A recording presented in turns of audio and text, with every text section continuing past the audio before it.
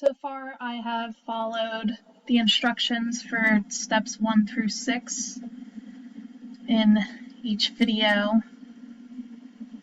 and this is what my code looks like so far.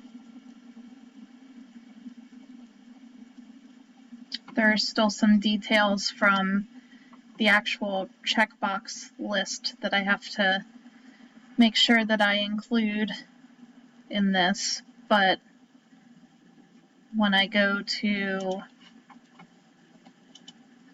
my web page, this is what it looks like so far with everything that I've done.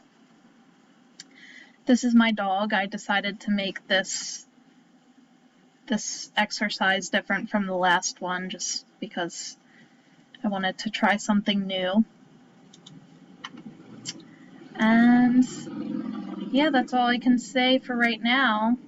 I'm enjoying the process of this exercise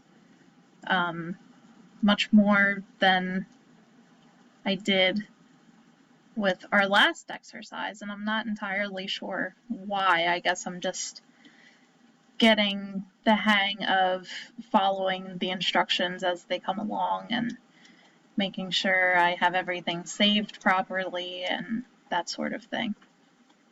So yeah, that's it for now.